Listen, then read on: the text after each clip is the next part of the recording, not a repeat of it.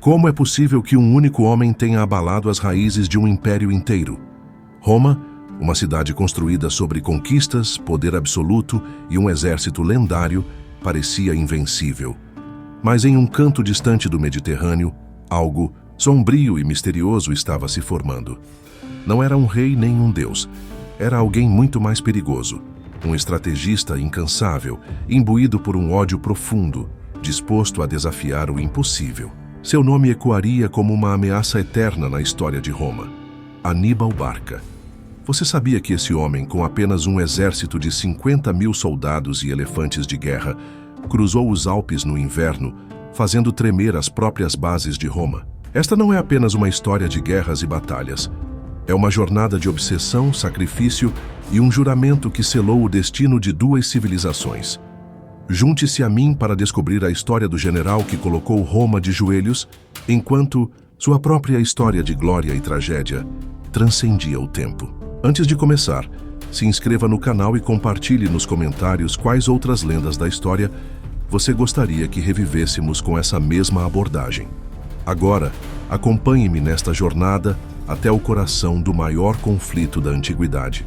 Nas suaves terras da Sicília, onde Roma e Cartago lutavam pelo controle do Mediterrâneo, o que começou como um simples conflito se tornaria o início de um confronto de dimensões épicas. Mas antes da guerra, antes das batalhas, antes do sangue derramado, existia uma cidade portuária, orgulhosa e estratégica, que dominaria os mares: Cartago.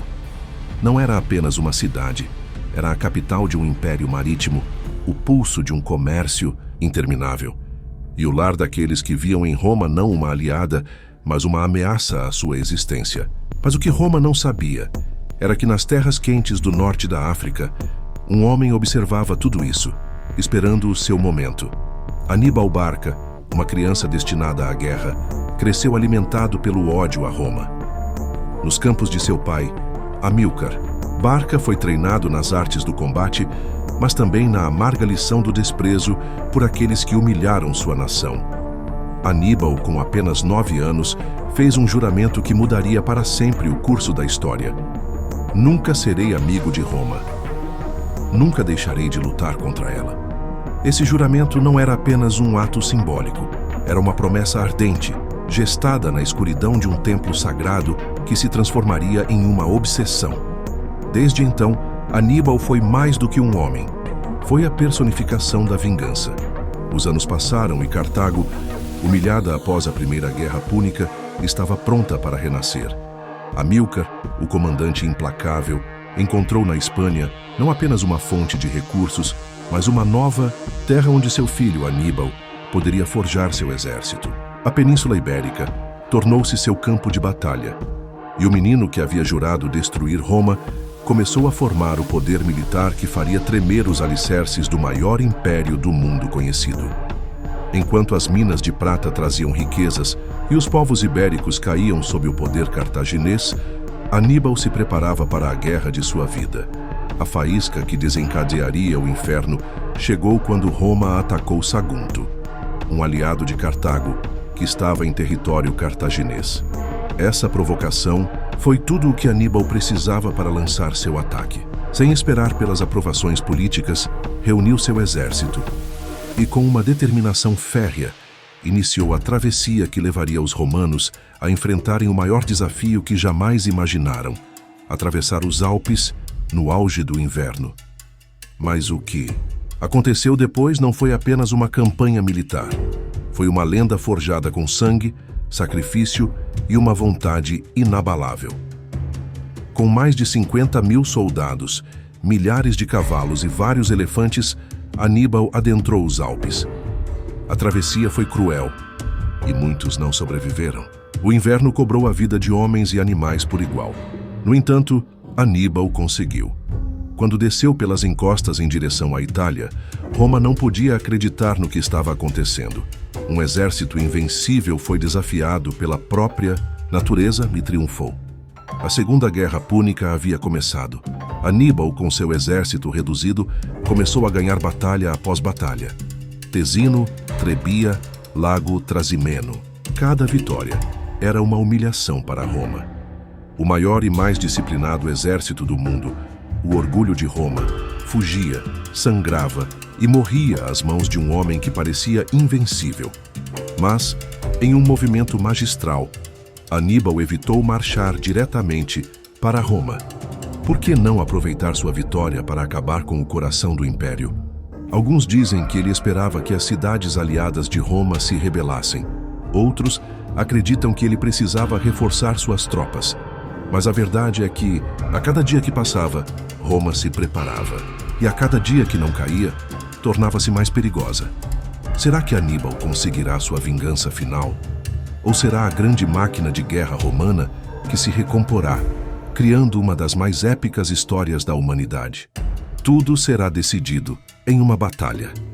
Uma batalha que mudaria para sempre a história de Roma. O exército romano, humilhado, mas não derrotado, começou a se reunir sob a liderança de um novo homem. Seu nome era Públio Cornélio Cipião, um jovem general que, após sobreviver à carnificina de Canas, começou a traçar um plano que mudaria o curso da história. Enquanto Aníbal continuava devastando o sul da Itália, Cipião se preparava para fazer o impensável, levar a guerra diretamente para Cartago. Roma não estava apenas aprendendo a resistir, estava começando a aprender a atacar. Cipião não era apenas um estrategista habilidoso, mas também um líder valente que inspirava seus homens. Decidiu cortar as linhas de suprimento de Aníbal, primeiro na Espanha e depois na África, levando a guerra ao coração de Cartago. O Senado romano o apoiou, mas ainda ninguém em Roma sabia que esse jovem general poderia ser a chave para derrotar o lendário comandante cartaginês. Hannibal, ao ouvir a notícia de que Cipião estava cruzando o mar em direção à África, compreendeu que seus dias na Itália estavam chegando ao fim. Depois de derrotar repetidamente as legiões romanas, depois de humilhar a República no Miros, campo de batalha, ele agora se encontrava em uma encruzilhada. Cartago não podia se dar ao luxo de perder a guerra em seu próprio território. Então, Hannibal, como sempre, se preparou para o pior: a batalha final. A batalha final ocorreu no Campo de Zama, em 202 a.C., um terreno árido e empoeirado onde o destino de dois impérios seria decidido. Frente a Hannibal estava o exército romano, reforçado por aliados de última hora, incluindo a cavalaria númida, antiga aliada de Cartago. Mas Hannibal não era um comandante qualquer. Apesar de claramente estar em desvantagem, seu gênio tático continuava intacto. Ele havia travado muitas batalhas, mas esta seria sua maior prova. Os romanos sabiam disso, e sabiam também que não podiam deixá-lo escapar. Hannibal, com sua experiência, tentou mais uma vez surpreender seus inimigos, mas dessa vez, Cipião havia aprendido com as táticas anteriores. A famosa cavalaria cartaginesa, que tantas vezes foi decisiva, agora seria neutralizada com estratégias inovadoras. Os elefantes de guerra, que no passado eram símbolos de poder e medo, foram direcionados de forma que não conseguiram romper as linhas romanas. Em Zama, Hannibal descobriu que o tempo e a guerra haviam cobrado seu preço. A batalha foi feroz. O sol escaldante do norte da África golpeava implacavelmente as cabeças dos soldados, mas o resultado foi inevitável. Hannibal, o grande comandante, foi derrotado. Aquele jovem que havia feito tremer as portas de Roma, que havia cruzado os Alpes, que havia esmagado as legiões em batalhas decisivas, agora via seus sonhos de vingança se desvanecerem diante dos olhos do mundo. Após a derrota, Cartago foi submetida a uma humilhação ainda maior. O tratado que seguiu a Batalha de Zama não deixou espaço para a esperança. Suas frotas foram queimadas, seu poder naval destruído. Cartago não seria mais a mesma. Mas o mais doloroso não foi a destruição da cidade, mas a perda da dignidade cartaginense. A República de Roma não só venceu a guerra, havia banido Cartago da história, reduzindo-a a uma sombra do que havia sido. No entanto, Hannibal não morreria em Zama. O general cartaginês, perseguido por Roma e por seus próprios fantasmas, se tornou um fugitivo.